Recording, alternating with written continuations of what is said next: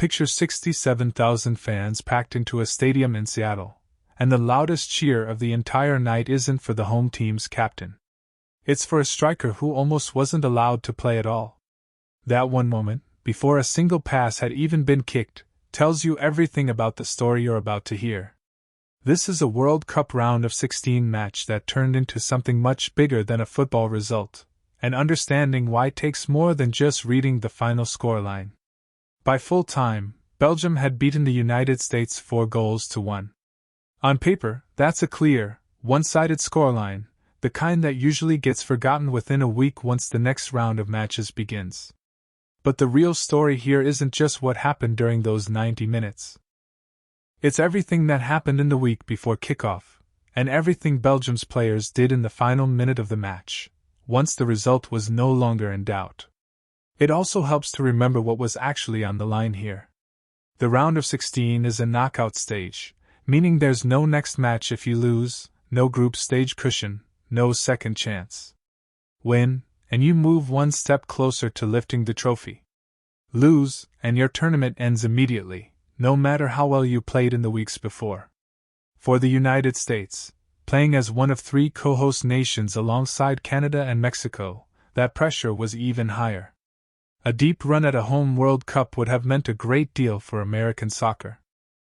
Belgium, on the other hand, arrived as one of Europe's most experienced squads, built around veteran players who had come close to major tournament glory before without ever quite getting over the final hurdle. To understand why this game became such a big deal, we need to go back 7 days, to a tackle that should have been forgotten long before Belgium and the USA ever met on the pitch. In the round of 32, the United States beat Bosnia and Herzegovina 2-0, a result that sent the Americans through as one of the tournament's co-hosts with real momentum. During that match, however, USA striker Folarin Balogun was sent off with a straight red card for a challenge on Bosnian defender Tarik Muhremovic. If you don't follow football closely, here's the simple version: a red card means a player is sent off the field immediately, and in almost every major tournament, it also brings an automatic one-match suspension. There's usually no appeal process, and no debate about it. The player simply misses the next game while his teammates carry on without him, and the disciplinary case gets closed. That's how the system is supposed to work. In most competitions, once a referee shows a straight red card and the match report confirms it, the punishment is automatic and rarely gets revisited, since tournaments rely on consistency to keep things fair for every team involved. This time, it didn't work that way at all. FIFA's disciplinary process reversed Balogun's suspension just 1 day before the round of 16 match against Belgium.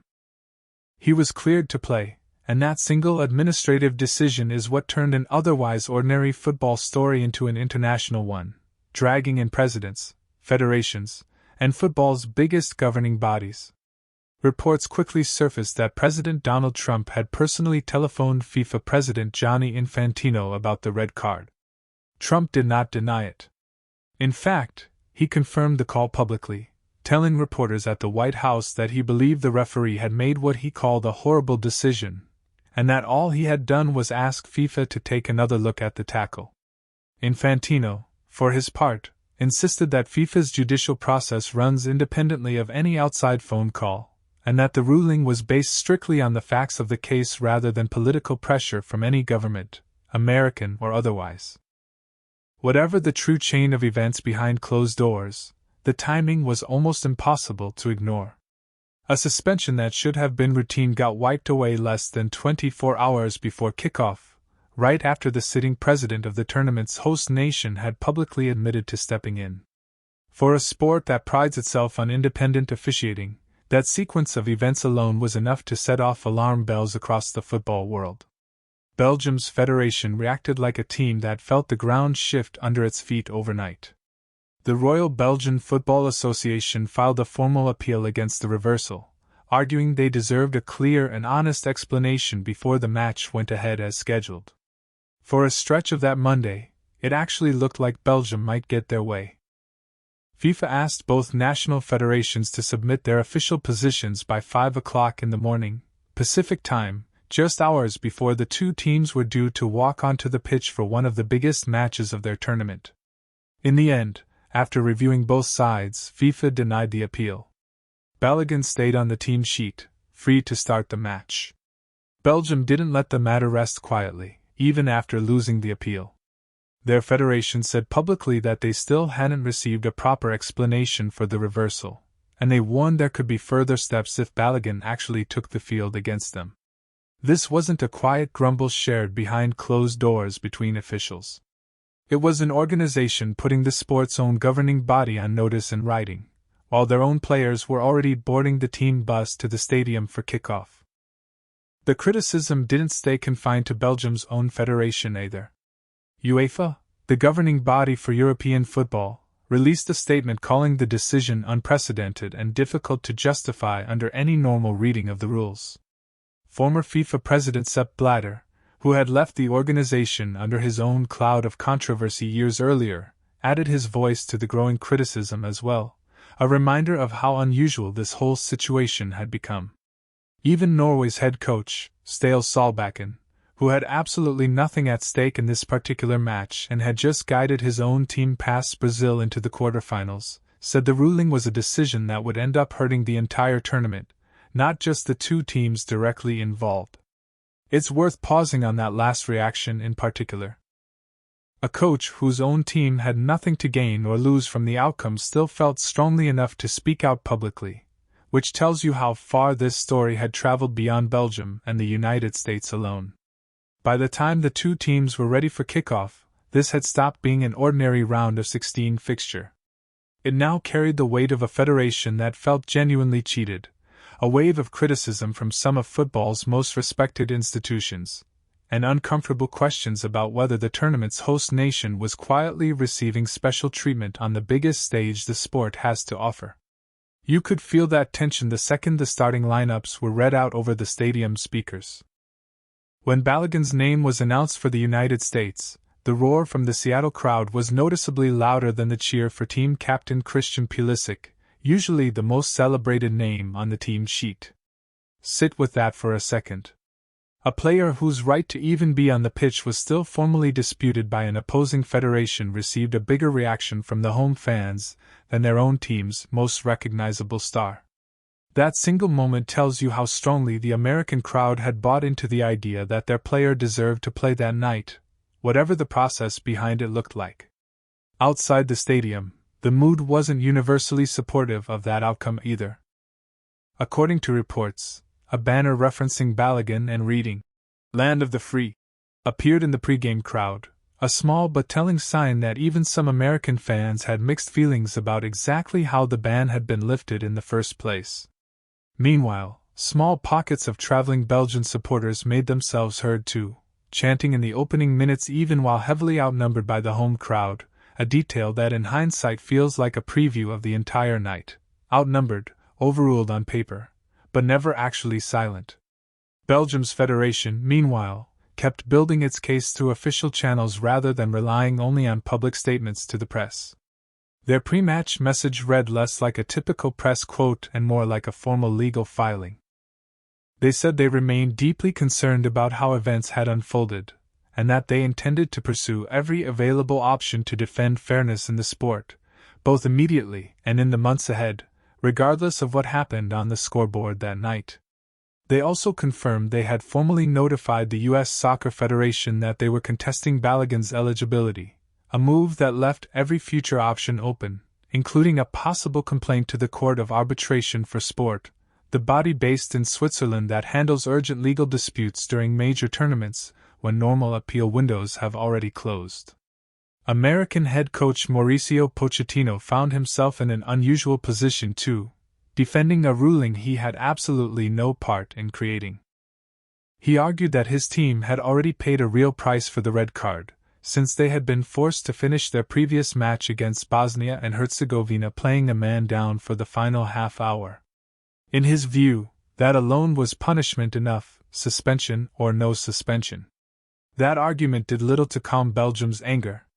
If anything, some observers felt it only confirmed just how significant a break the Americans had received, since even their own coach seemed to be acknowledging the scale of the advantage. So by the time both squads finally walked out for the national anthems, Roughly 18 straight hours of appeals, statements, and public frustration had piled up with no real outlet. Then the referee blew the opening whistle, and all of that built-up tension finally had somewhere to go, straight onto the pitch itself. Belgium didn't wait long to make a statement of its own with the ball at their feet. In just the 9th minute, Charles de Ketelaere tapped the ball home from close range after a low cross from teammate Nicolas Raskin found him completely unmarked inside the box.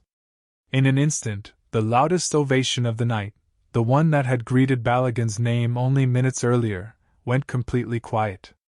The Americans answered almost immediately, showing the kind of resolve that had carried them through the group stage. Midfielder Malik Tillman stepped up and converted a free kick in the 31st minute, leveling the score at 1-1 and giving the home crowd a genuine reason to believe a big result was possible. That belief lasted barely 2 minutes. Charles de Ketelaere struck again from another well-worked move, restoring Belgium's lead for good and effectively ending the USA's momentum almost as quickly as it had built. At halftime, down but not yet out, Pochettino tried to change the picture. He adjusted his team's shape, pushing attacking midfielder Gio Reyna into a more central role and shifting Weston McKennie further out to the right side of the pitch to create more width. For a short spell after the restart, the change seemed to work. The USA pushed higher up the field with noticeably more urgency, and created a handful of promising moments that had the crowd back on its feet. Then, in the 57th minute, the entire match turned on a single costly mistake. American goalkeeper Matt Freese came off his line to deal with a long ball played forward, hesitated over which way to play his next pass, and was dispossessed by the persistent de Ketelaere closing him down. The Belgian forward slid the loose ball across to teammate Hans van Aken, who calmly finished into an empty net from a tight angle.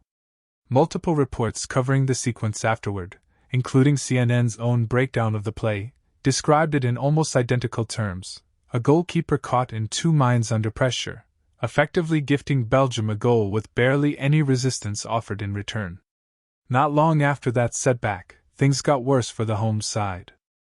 Captain Christian Pulisic went off with an injury, and with him went a large part of the USA's remaining hope of reaching their first World Cup quarterfinal since 2002, a drought that had already stretched across more than 2 decades.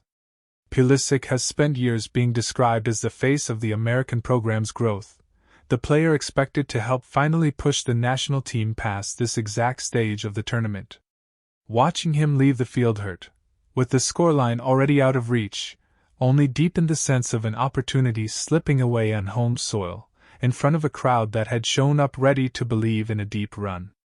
Substitute Sebastian Berhalter tested the Belgian goalkeeper with an ambitious long-range shot that flew narrowly wide of the post, and Balogun himself had a close-range effort saved soon after. The player whose eligibility had dominated headlines all week never quite got his moment to settle the argument on the field in the way many had expected.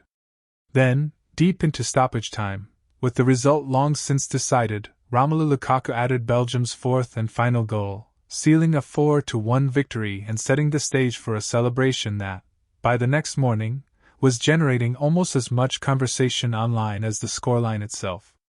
It's worth pointing out just how significant that goal was for Lukaku personally. He has spent more than a decade as one of Belgium's most reliable forwards, playing for some of the biggest clubs in Europe along the way, and he has often carried the weight of expectation for what many people call Belgium's golden generation, a talented group of players who have never quite matched their individual quality with a major trophy. Scoring in the dying seconds of a World Cup knockout win, at an age when many strikers are already winding down their international careers, was a reminder that he still delivers when the stakes are highest. The emotional toll on the American side was visible the moment the final whistle sounded. Several USA players were seen in tears after the loss, a reaction that spoke to just how much belief this squad had carried into the tournament as co-hosts. Defender Chris Richards needed a moment of comfort from his own coaching staff on the sideline, a small but telling image of a team that clearly felt it had let a real opportunity slip away, rather than one that had simply expected an early exit all along. This is where the story shifts from a straightforward football result into something people are still debating today. According to multiple reports, including Yahoo Sports, a group of Belgian players performed a synchronized celebration that closely resembled a dance move widely associated with President Trump's public rallies. Importantly, this wasn't described as one single player having a spontaneous moment of fun in front of the cameras, the kind of thing that happens in football celebrations all the time. Several accounts describe it as a group of players performing the same gesture together, deliberately, in the 90th minute, once the result was no longer in any real doubt and the pressure of the match itself had lifted. Belgium's federation carried that same energy onto social media the moment the final whistle sounded, confirming this wasn't just a spur-of-the-moment reaction from individual players. Their official account posted an image of Lukaku's goal celebration paired with a short caption that many people read as a direct reference to the overturned suspension that had dominated the build-up. A separate post referencing the final score played, somewhat cheekily, on the American preference for the word soccer, instead of football, a light jab at national identity rather than at any individual person.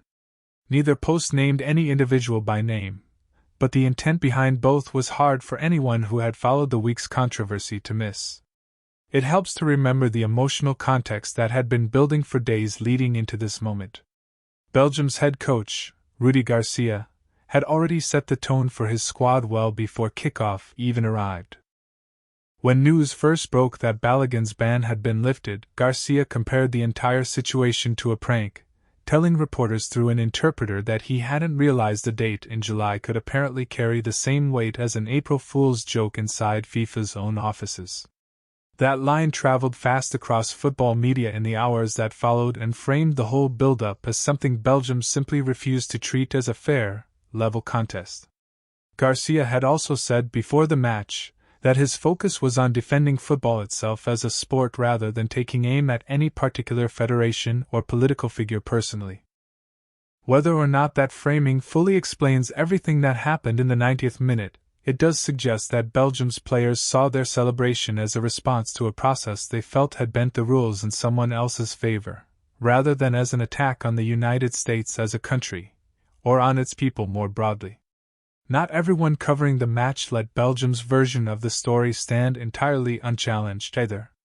At least one American columnist argued that the presidential phone call had, in a sense, taken away the righteous anger that the U.S. team might otherwise have carried into the match on their own behalf, an anger that could have genuinely fueled their performance after an already contentious red card, and instead handed that same emotional fuel over to Belgium. It's a reasonable point worth considering as part of the bigger picture, though it doesn't erase the goalkeeping mistake or the 3-goal gap that ultimately decided the result on the scoreboard. FIFA, for its part, maintained throughout the entire episode that its disciplinary rulings are made independently of any outside conversation, a position that was certainly tested by the optics surrounding the match, but one the organization never officially walked back at any point. It's also worth being fair to everyone involved here. Nobody has produced evidence that Trump's phone call actually changed FIFA's ruling, only that the call happened and the ruling followed soon after. Correlation isn't the same thing as proof, and Infantino's insistence that the disciplinary committee acted independently deserves to be weighed alongside the timing that made so many people suspicious in the first place. At the same time, Belgium's frustration with the sequence of events is understandable, even if the final result on the scoreboard suggests the reversal didn't end up mattering as much as either side expected going into the match. For context, FIFA President Gianni Infantino did attend the match in person, reportedly seated near a senior U.S. Homeland Security official, which only added to the sense that nearly every major name connected to the week's controversy was present in the same building for its final act. So, stepping back from all the noise surrounding one match, what does this actually mean going forward for everyone involved? For the United States, the loss brings an early end to a tournament that had genuinely looked promising just days earlier, with real belief building around a young, talented squad. The team won its group stage comfortably and beat Bosnia and Herzegovina without much trouble in the round of 32 before running into a Belgian side with something extra to prove. They now join fellow co-host nations Canada and Mexico in exiting the World Cup at exactly the same stage, meaning all three host countries are out of their own home tournament together, a storyline that would normally dominate headlines on its own in any other year. It's also part of a longer, recurring pattern for American soccer at this level. This result marks the fourth time in the last 5 World Cups that the USA has been eliminated in the round of 16, with 2018 being the only exception, a tournament the team failed to even qualify for in the first place. Belgium, for its part, has now eliminated the United States at this exact stage of the competition twice, with the first meeting between these two sides at the round of 16 coming all the way back in 2014, a tense, extra-time thriller that Belgium won 2-1 after Tim Howard produced one of the most memorable goalkeeping performances in USA World Cup history, even in defeat. More than a decade later, the two nations found themselves right back in the same position, at the exact same stage of the tournament, with Belgium once again standing on the winning side. For the United States soccer program more broadly, this result is likely to reignite a familiar conversation. Reaching the round of 16 4 times in 5 World Cups shows real, consistent progress compared to earlier decades, but repeatedly exiting at the same stage also raises fair questions about what it will actually take for the program to break through into the quarterfinals and beyond. With a talented core of young players like Pulisic, Tillman, Reyna, and McKennie, many observers will point to this squad's overall potential rather than write off the current generation entirely, even as questions linger about squad depth, goalkeeping options, and how the team responds under this level of pressure on the biggest stage. For Belgium, this result also extends a run that will get plenty of attention across European football media in the days ahead. Squads built around experienced, well-traveled players don't always get the storybook ending people expect of them, and there will be renewed pressure now to see whether this generation can finally turn a strong tournament into a genuine trophy run. For FIFA, meanwhile, the questions raised by this whole episode are unlikely to disappear quickly, even once the tournament moves on to its later rounds. The controversy reopened long-running debate about how much personal influence Infantino holds over the organization's disciplinary process, and about his relationship with the current U.S. administration, at a moment when FIFA is actively trying to present itself as a neutral, independent governing body while co-hosting a tournament with the very country whose sitting president admitted to intervening in a case involving its own national team. That's not a small tension to manage, and it's likely to follow FIFA well past this particular World Cup. It also raises a broader question for the sport as a whole. What happens to fans' trust in disciplinary decisions once a political leader publicly claims credit for changing one? Football's governing bodies generally rely on the assumption that rulings are made the same way regardless of who is asking. Even if FIFA's account of events is entirely accurate, the mere appearance of outside influence can be damaging, and that's part of why UEFA and so many other voices reacted as strongly as they did in the hours before kickoff. It's a question that goes well beyond one match, one federation, or even one World Cup, touching on how much faith fans can place in disciplinary rulings whenever politics and sport end up sharing the same headline. For Belgium, attention now turns to the quarterfinal against Spain, one of the tournament's most talented and well-organized sides. Unlike the build-up to this match, there's no disciplinary cloud hanging over that fixture, no red card under appeal, and no outside political story competing for headlines. Garcia and his players have both suggested, in their own way, that they're looking forward to a contest judged purely on football. Given how the last week unfolded, it's easy to understand why. In the end, though, Belgium didn't need a court ruling or an official apology from anyone to settle the argument that had consumed their entire week. They settled it themselves, on the pitch, with 2 clinical finishes from De Ketelaere, an opportunistic goal from Van Aken born out of a costly goalkeeping error, and Lukaku's composed finish deep into stoppage time to put the final gloss on the scoreline. Then, once the referee's whistle confirmed it was truly over, they made absolutely sure everyone watching understood exactly how they felt about the week that had led up to it, on the field and across their own social media accounts alike. Let's recap how we got here. A red card that should have ended quietly with a one-match ban instead became a week-long international story once FIFA reversed the suspension. A phone call from the President of the United States, which he confirmed himself, added fuel to an already tense situation. Belgium's federation fought the reversal through an official appeal, lost that appeal, and then watched their own players settle the argument on the pitch instead, finishing the job with goals from De Ketelaere, Van Aken, and Lukaku. Along the way, UEFA, a former FIFA president, and an unrelated national team coach all felt strongly enough to weigh in publicly, showing just how far this single disciplinary decision had traveled beyond one match in Seattle. Whether you side with Belgium's frustration, sympathize with the United States over a chaotic week they didn't ask for, or simply want football's disciplinary process kept as far away from politics as possible, this match will likely be remembered as a case study in how quickly a single refereeing decision can spiral into something far bigger than the sport itself. Tournaments are built on the idea that every team plays under the same rules, decided the same way, regardless of who calls whom beforehand.